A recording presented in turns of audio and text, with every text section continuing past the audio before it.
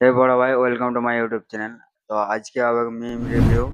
তো যেগুলো special special আছে সেগুলো সেগুলো আজকে দেখাবো। চলো তো মিম ভিডিওগুলো শুরু করা যাক। হয়েছে নাকি এটা বলুন কি আমার হয়েছে? হাত দেখো কাকা, আমি কেন ইচ্ছে করে ধাক্কা মারবো? আপনার হাত কেটে গেছে? তাহলে ফির আমার বন্ধুর লেগেছে, আমার লেগেছে, কেন আমি ইচ্ছে করে ধাক্কা লাগাবো বলো? ওই লোকটাই টোটো খেয়ে মদ খেয়ে গাড়ি চালাচ্ছে। কি আরে বলুন কি? ওই লোকটাই টোটো খেয়ে মদ খেয়ে গাড়ি চালাচ্ছে। না না না, এখানে এর কোনো দোষই নেই, এ কিছু খেতেই পারে নাই। এখানে যত সব দোষ আছে সব টোটোওয়ালার। এখানে হচ্ছে টোটোওয়ালা মদ খায় গাড়ি চালায় নাই, ও টোটো খায় মদ চালায়। এটা এখানে বুঝাতে চাইছে। আগে 12-13 বছরে বিয়ে দিয়ে দিত একটা 85 বছরের লোকের সাথে।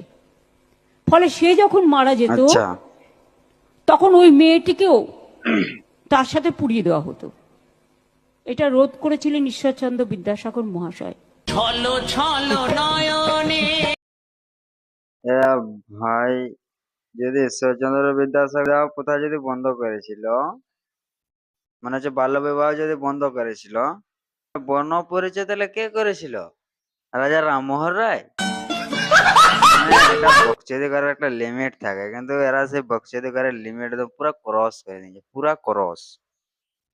এটা হচ্ছে পশ্চিমবঙ্গের উন্নতির পথ পশ্চিমবঙ্গের।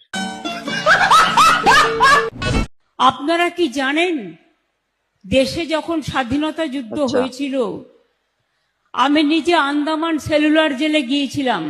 আমাদের দেশ যখন স্বাধীন হয়েছিল তখন পিসি নিজে আন্দামান জেলে গেছিল। তো এখানে জেলে কি করতে গেছিল দেখা যাক, শোনা যাক। আমি দেখে এসেছিলাম ওখানে যে আচ্ছা। স্বাধীনতা সংগ্রামীরা ছিলেন দীর্ঘদিন বন্দী, তাদের মধ্যে সবচেয়ে বেশি সংখ্যক ছিল বাংলা এবং তারপরেই ছিল পাঞ্জাবি বন্ধুরা। বাও, ভেরি নাইস। আমার কবে ছিল সেটাও আমি জানিনি, ইয়ার সম্বন্ধে আমি কিছুই জানিনি। কিন্তু যখন বলছে স্বাধীনতা সম্বন্ধে, তোকে স্যালুট জানাই। স্বাধীনতা সম্বন্ধে এত কিছু এর কাছে জ্ঞান আছে, আমাকে শিখতে যেতে হবে। 4 দিনের মধ্যে আমরা কলকাতা হোল করে নেব। হ্যাঁ, কলকাতা দখল হয়ে যাবে, ওর লুডো কেটে রাবণ দেবো। এ কাকিমা টু কন্ট্রোল। এটা যে টিভি সিরিয়াল, এখানে তোমাকে সবাই দেখতে পাচ্ছে। এখানে এমন কারণ নয় তুমি ওকে বলে দিচ্ছ শুধুমাত্র হে শুনছে, এটা নাই, তুমি এটা সবাই তোমাকে এটা দেখছে। কাকিমা এখন viral, no tension. Matangini Hazra Barnaparichay লিখেছিলেন।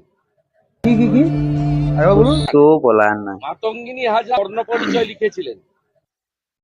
এগুলাকে কে যে, মানে এদেরকে গালি দিলেও মানে নিজেরাকে অপমান লাগবে, নিজেদের বাংলাকে নিজেরাকে অপমান লাগবে। মাতঙ্গিনী হাজরা বলছে বর্ণ পরিচয় লিখেছে, মানে এগুলাকে বালচুদির এগুলা কে, এগুলাকে নেতা যাবো না, মানে কিছু বলার নেই এগুলাকে। মানে মাতঙ্গিনী হাজরা যদি বর্ণ পরিচয় যদি লিখেছিল, তাহলে ঈশ্বরচন্দ্র বিদ্যাসাগর তাহলে কি করেছিল?